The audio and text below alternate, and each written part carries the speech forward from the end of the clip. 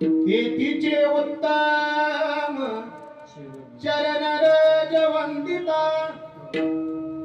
ज्या ठिकाणी कीर्तन चालतं, ज्या ठिकाणी सप्ताह चालतो, आज या मंडपामध्ये साक्षात भगवान परमात्मा उपस्थित आहेच महाराज. ऐकलं? कारण या मंडपामध्ये ज्या ठिकाणी कीर्तन चालतं त्या ठिकाणी कथा त्रिवेणी संगम, त्रिवेणी संगम आपल्याला पाहायला मिळतो. कोणता त्रिवेणी संगम? देव, भक्त आणि नाम. आज या मंडपामध्ये साक्षात भगवान परमात्मा आहे. ऐक नाही? साक्षात नारदांना प्रश्न पडला होता. नारदांनी भगवंताला विचारलं, भगवान नेमका आपण असता कुठे? पुढे माझे भक्त गाती जेते, नारदा मी उभा येते. आज या ठिकाणी मला तो भगवान परमात्मा उपस्थित आहे, पण देवही आहे. आज ही भक्त मंडळी, ही महाराज मंडळी या ठिकाणी महाराज आहेत. आणि विशेष म्हणजे या ठिकाणी 7 दिवस नाम सप्ताह चालू आहे, ज्ञान यज्ञ चालू आहे. आणि म्हणून या कार्याचे अधिकारी तुम्ही आम्ही आहोत. विठाला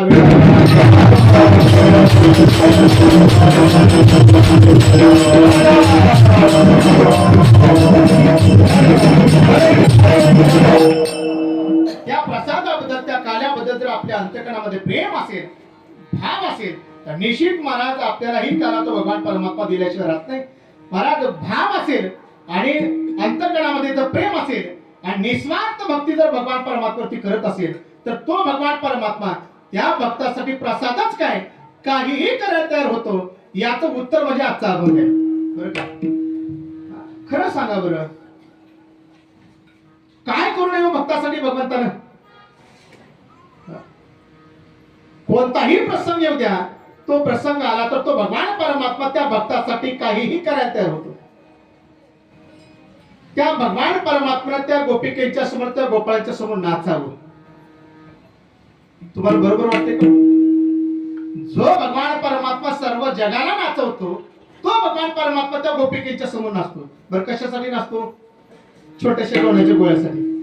एखादा छोट्याशा लोण्याचा गोळा मिळावा याच्यासाठी त्या गोपिकेच्या समोर तो भगवान परमात्मा नाचायचा. पण इतका नाचायचा, इतका नाचायचा महाराज, नाचून नाचून असं चेहऱ्यावरून घाम गळायचे, केस अस्ताव्यस्त व्हायचे. आणि थकून गेल्या तर महाराज नाचवून नाचवून झाल्यानंतर त्या गोपिकेच्या समोर भगवंताने हात पसरावा आणि त्या गोपिकेच्या समोर भगवंताने म्हणावं, हे गोपिकेनो, एखादा लोण्याचा गोळा द्या की. आणि त्या लोण्याचा गोळा त्या गोपिकेने भगवंताच्या हातात ठेवावा. ठेवल्याबरोबर भगवंताने तो काय करायचं, मटकन खाऊन घ्यायचा. आणि खाऊन घेतल्यानंतर पण एक खाल्ल्यानंतर गप्प बसेल का? परत त्या भगवंताने त्या गोपिकेच्या समोर हात पसरायचा आणि परत त्या लोण्याच्या गोळ्याची मागणी करावी. त्या गोपिकेने सांगावं, कृष्णा अजून पाहिजे ना, नाच. नाच म्हटलं की भगवंताने आणि परत एकदा नाचायचं. आणि परत नाचल्या तर परत एकदा त्या लोण्याचा गोळा भगवंताच्या हातामध्ये ठेवायचा. महाराज इतका नाचवला, इतका नाचवला. मी तुम्हाला प्रश्न करतो, त्या भगवान परमात्मा त्या गोपिकेच्या समोर नाचण्याकरता त्याच्या घरामध्ये काही कमी होतं का? दही दूध तूप लोणी कमी होतं का? अरे ज्याच्या घरामध्ये 9 लाख गायी आहेत, किती? 9 लाख गायी आहेत, अशांच्या घरामध्ये मला लोणी कमी असेल का? दही दूध तूप लोणी कमी असेल का? एवढा असताना सुद्धा तरी सुद्धा तो भगवान परमात्मा त्या गोपिकेच्या समोर हात पसरायचा. का पसरायचा? तर याचं कारण आहे की त्या गोपिकेचा असणारं भगवान परमात्म्यावरचं प्रेम. विठाला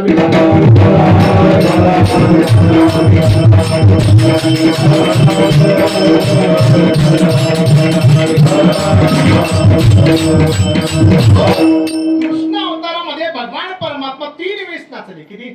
3 वेळेस नाचले. पहिल्यांदा नाचले गोपिकेच्या समोर, एका लोण्याच्या गोळ्यासाठी भगवान परमात्मा नाचले. दुसरं जर कुठे नाचले असेल तर महाराज कालिया मर्दन करत असताना त्या कालियाच्या मस्तकावरती भगवान परमात्मा नाचले. ज्यावेळी सर्व गोपाळ गायी वस्त्र घ्यायचे, वृंदावनामध्ये चारण्याकरता जायचे, यमुनेच्या काठावरती महाराज चारण्याकरता जायचे. आणि चालत असताना शुदऱ्या वगैरे सोडायच्या, शुदऱ्या खायच्या आणि खाऊन झाल्यानंतर पाणी पिण्याकरता यमुनेमध्ये जायचे. एक दिवस प्रसंग असा झाला, सर्व गायी गोपाळ यमुनेच्या तीरावरती गेलेले आहेत आणि पाणी पिण्याकरता ते यमुनेकडे गेले. आणि पाणी पिल्यानंतर महाराज असा प्रसंग घडला की सगळे गोपाळ आणि गायी त्या ठिकाणी मूर्छित पडल्या. मूर्छित पडल्यानंतर भगवान परमात्माने बघतात तर काही सगळ्या गोपांची अवस्था बघितली आणि मग महाराज भगवान परमात्म्याच्या लक्षात आले हे कशामुळे झाले. कारण जे पाणी पिलं होतं आणि ज्या डोहाचं पिलं होतं तो डोह म्हणजे कालियाचा होता.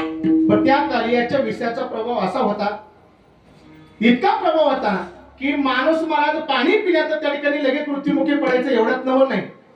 त्या डोहाच्या वरून एखादा पक्षी जरी चालला ना तर त्या विषयाचा प्रभाव इतका होता तो पक्षी सुद्धा वरून खाली मरून पडायचा, इतका विषयाचा प्रभाव होता. आणि मग भगवंताच्या लक्षात आलं, भगवान परमात्म्याने त्यांना काय केलं, जागा केलं तर भगवंताने विचार केला की हे पहिल्यांदा काम आपण केलं पाहिजे. आणि भगवान परमात्मा परत एकदा त्याच ठिकाणी परत गाई वासर घेऊन महाराज खेळण्याकरता गेले आहेत, चालण्याकरता गेले आणि त्या यमुनेच्या काठावरती खेळ मांडला महाराज. आणि खेळ मांडल्यानंतर भगवान परमात्मा तर खेळामध्ये तरबेज होते. एक खेळ खेळा नाही म्हणत, भगवान परमात्मा अनेक खेळ खेळ. पहिला खेळ होता बघा, बघा पोरा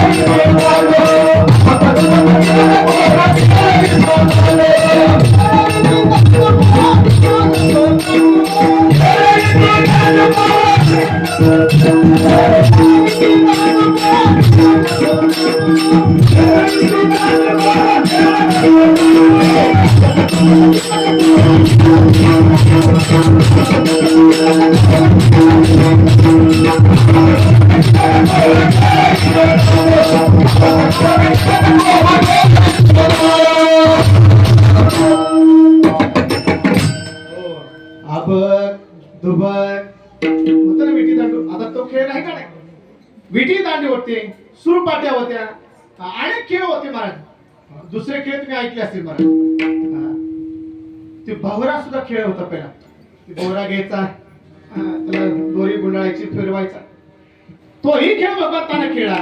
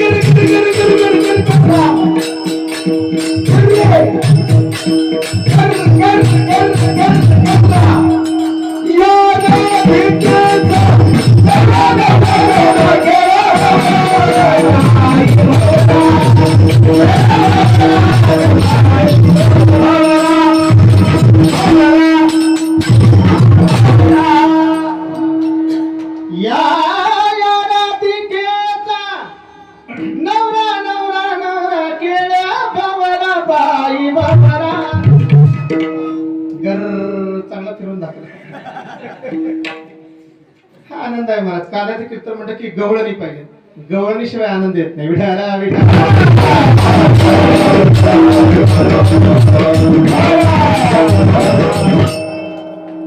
भवरा खेळा. दुसरा एक खेळ होता, एकाला खाली वाकायचं त्याच्यावर उड्या मारायच्या, कुरघोडी नावाचा, तोही भगवंताने खेळ खेळा. कामोबा खेळ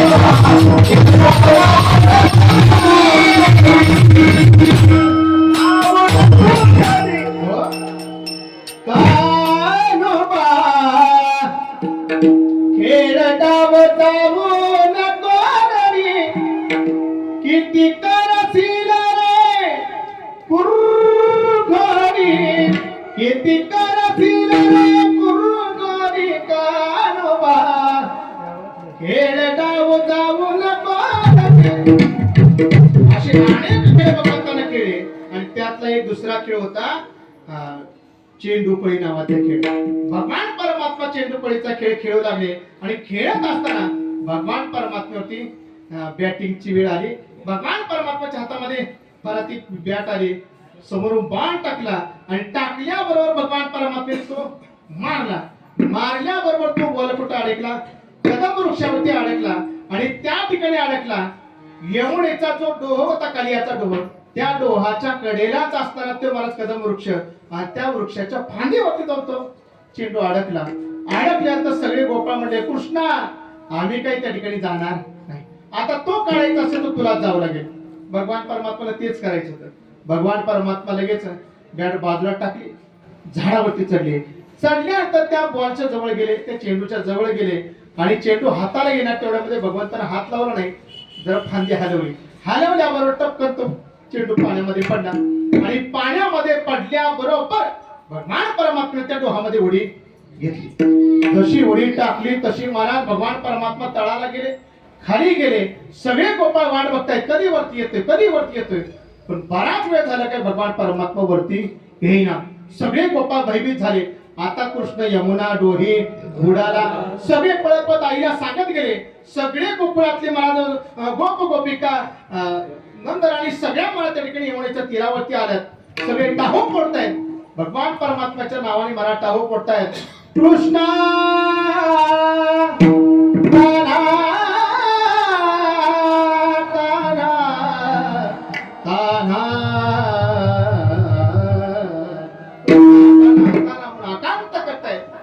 बराच वेळ झालं पण महाराज भगवान परमात्मा काही वरती येत नाही. भगवान परमात्मा तळाला गेलेले आहेत आणि खाली गेल्यानंतर ज्या ठिकाणी कालिया निद्रिस्त होता त्याच्या जवळ गेले. जवळ गेल्यानंतर त्या नागपत्नीने भगवंताला आलेलं पाहिलं आणि पाहिल्याबरोबर भगवंताला पाहिल्या त्यानं मला वेड्या झाल्या आणि त्यांनी त्या भगवंताला सांगितलं, अरे तू का नाशील या ठिकाणी, जा लवकर, जर आमचा पती जागा झाला तर तुला दंश करेल आणि तू मृत्युमुखी पडशील, जा लवकर.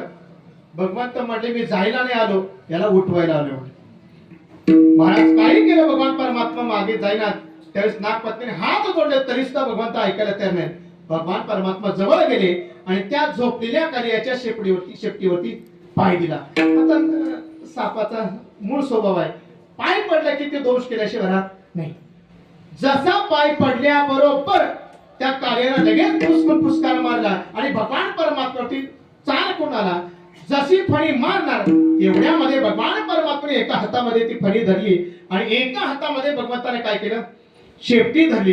एका हातामध्ये फणी आहे, एका हातामध्ये शेपटी आहे आणि भगवान परमात्म्याने जसे दोन्ही धरल्याबरोबर त्या कालियाच्या लक्षात आलं, आता हा कोणी सामान्य दिसत नाही. त्या कालियानं भगवान परमात्म्याला वेटुळे घालायला सुरुवात केली. अशी वेटुळे घातले आणि भगवान परमात्मा त्या वेटुळ्यामध्ये अडकवलं आणि भगवान परमात्मा वरती घेऊन येऊ लागला. आणि वरती आल्यानंतर ते दृश्य मला सगळ्या गोकुळवासियांनी पाहिलं, त्या गोपिकेने पाहिलं आणि भगवान परमात्मा मूर्ती त्या कालियाच्या वेटुळ्यामध्ये अडकलेले बघितले. आणि मग तर काय म्हणा, त्या सगळ्या गोपिका इतक्या आकांत करू लागल्या, कृष्णा कृष्णा कृष्ण आकांत करतायत. आणि आकांत करत असताना महाराज भगवंतानं ते दृश्य पाहिलं आणि मग भगवंताच्या लक्षात आलं, आता जर आपण यातून बाहेर नाही निघालो तर माझ्या विरहानं त्या आकांत करून त्या ठिकाणी जीव देतील, पण आता ते जिवंत राहणार नाही. ही अवस्था गोपाळांची त्या गोपिकेची बघितली आणि बघितल्या बरोबर भगवान परमात्म्याने काय केलं, आपलं शरीर फुगवायला सुरुवात केली. त्या कालियाच्या वेटुळ्यातून निसटण्याकरता भगवान परमात्म्याने शरीर आपलं फुगवायला सुरुवात केल्याबरोबर जरा तो वेळा सैल झाला आणि सैल झाल्याबरोबर भगवान परमात्म्याने एक छलांग मारली आणि छलांग मारल्याबरोबर त्या कालियाच्या मस्तकावरती जाऊन भगवान परमात्मा उभे राहिले. आता तुम्ही दृश्य अनेक चित्रामध्ये पाहिलं असेल, भगवान परमात्मा वरती उभे राहिले, एका हातामध्ये महाराज शेपटी धरली आहे आणि भगवान परमात्मा त्या कालियाच्या फण्यावरती जाऊन उभे राहिले. आणि उभं राहिल्यानंतर जे नृत्य भगवान भोलेनाथाने केलं बरं का. जे नृत्य भगवान भोलेनाथाने केलं तेच नृत्य माझ्या भगवान श्रीकृष्णाने केलं. आता भगवान भोलेनाथाने कोणतं नृत्य केलं? तांडव नृत्य. हा, इतकं सुंदर आहे महाराज. तांडव नृत्य ऐकायला लागले की महाराज माणसाच्या अंगामध्ये अशी शहारे उमटायला लागतात. ते तांडव नृत्य म्हणजे सामान्य नाही. दादऱ्यामध्ये सुरू केलं, दादी ना दातुना दादी ना दातुना. दादऱ्यामध्ये असं तांडव नृत्य सुरू केलं महाराज. भगवान शंकर जसे नाचले तसं भगवान श्रीकृष्ण त्या कालियाच्या मस्तकावरती नाचायला लागले. ऐकायचं का तांडव नृत्य? अद्भुत अतिगतित गात सुखपद विचलित गात तांडव कोकल गात योगीराज नाचे रूपाचे नागदेव सर्वकाल. कन्हैया महाराज आज तांडव नाचे, कन्हैया महाराज आज तांडव नाचे. रूपाचे नागदेव सर्वकाल. कन्हैया महाराज आज तांडव नाचे, कन्हैया महाराज आज तांडव नाचे. ससद धगद धगद नीनाद सारद सारद आराजे बम बम बम डमरू बाजे नागदेव सर्व साज. कन्हैया महाराज आज तांडव नाचे. अद्भुत अतिगतित गात सुबतत विचित गदात तांडव को करत नाद योगीराज नाचे. बम बम बम डमरू बाजे नागदेव सर्व साज. कन्हैया महाराज आज तांडव नाचे, कन्हैया महाराज आज तांडव नाचे. असे नातेचे प्रहार मला सुरू झाले आणि भगवान परमात्मा नाचू लागले. जसं नाचायला लागले तसं मनात तो कालिया मुखातून विष ओकायला लागला. विष बाहेर पडायला लागलं आणि विष बाहेर जसं पडलं आणि तो कालिया क्षीण झाला आणि क्षीण झाल्यानंतर जर्जर होऊन गेला. जर्जर झाल्याबरोबर त्या नागपत्नीच्या लक्षात आलं की हा कोणी सामान्य नाही. आणि त्या समोर आल्या आणि हात जोडला आणि भगवंताला प्रार्थना केली, भगवान आमचं कुंकू वाचवा. आणि मग मला शरण आले. कालियाही शरण आला आणि कालियाने सांगितलं आणि त्या नागपत्नीने सांगितलं, तुम्ही जे सांगा ते आम्ही ऐकतो, पण आम्हाला जीवदान द्या. असं म्हणल्यानंतर भगवंताला सांगितलं कालियाला एकच करायचं, हा डोह सोडायचा आणि इथून दूर निघून जायचं. त्यानं मान्य केलं आणि मान्य केल्यानंतर मला तो कालिया तिथून निघून गेला आणि तो डोह महाराज भगवान परमात्मा शुद्ध केला. दुसऱ्यांदा भगवान परमात्मा नाचले त्या कालियाच्या मस्तकावरती. विठाला विठाला.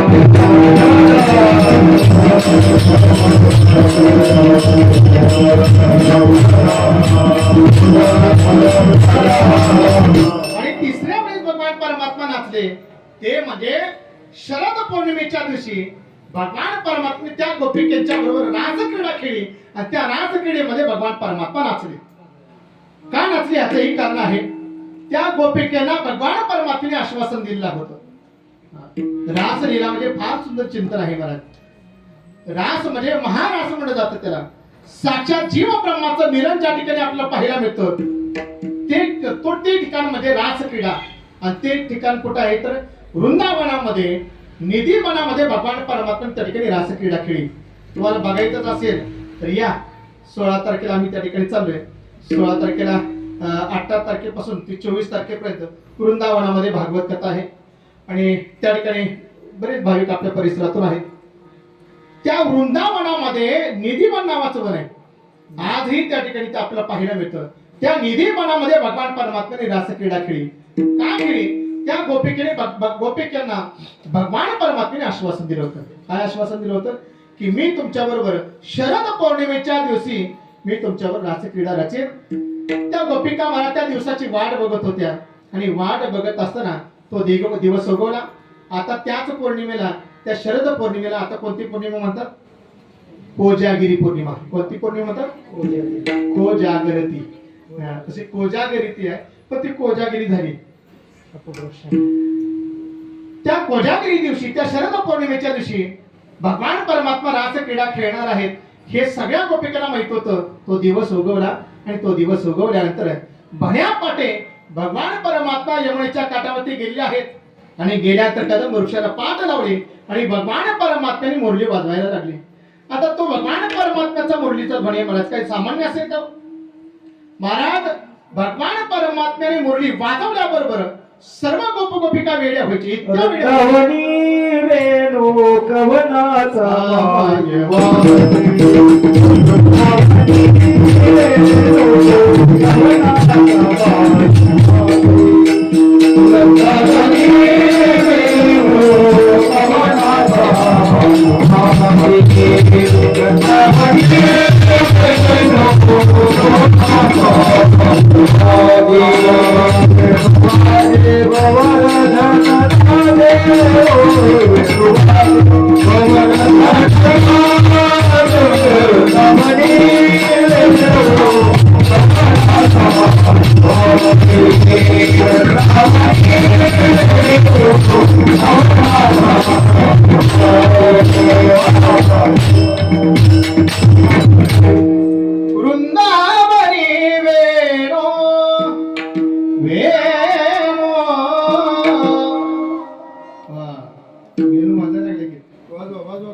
वाजवा वाजवा की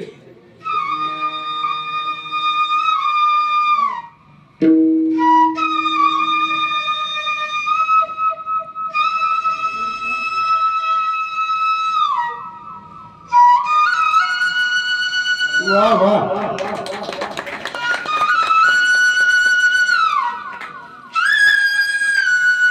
अरे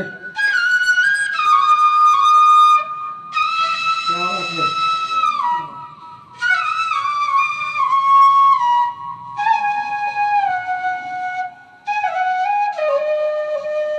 वाह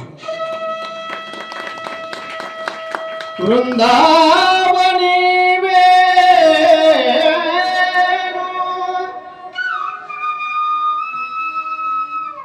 वेणु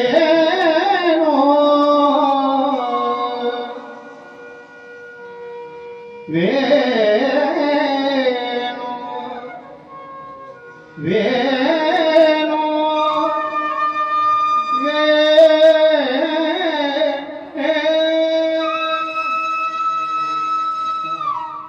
वेणु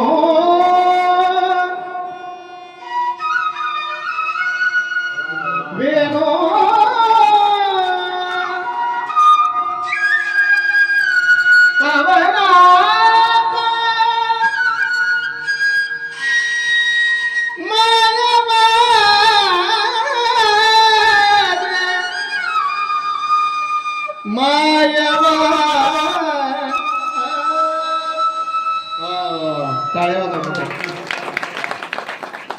आता सामान्य महाराज काकाने वाजवलेला वेणू तुम्ही ऐकला तर किती मनमोहक झालं.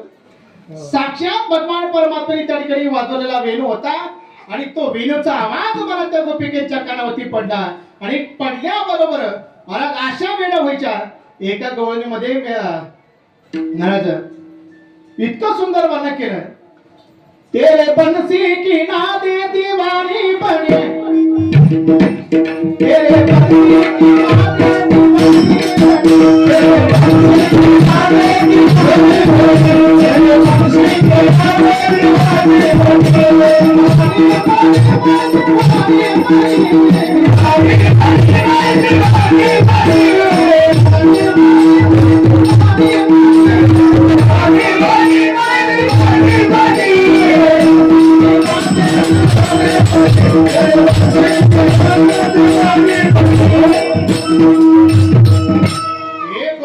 सकाळ सकाळी उठली आणि उठल्यानंतर स्नान वगैरे केलं आणि शृंगार गृहामध्ये गेली. कुठं?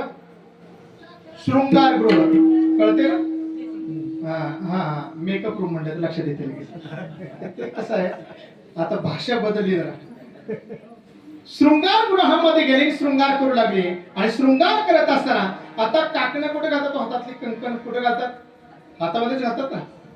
पण तेवढ्यामध्ये मला भगवान परमात्म्याच्या वेणूचा नाद त्या गोपिकेच्या कानावरती पडला. परिणाम असा झाला, पावो में कंकण हाथों में पैंजण. पायातलं जे घालायचं होतं ते हातात घालू लागली आणि जे हातात घालायचं होतं ते पायात घालू लागली. आता साडी कुठं घालतात? साडी कुठं नेसतात? अंगावरती नेसतात ना.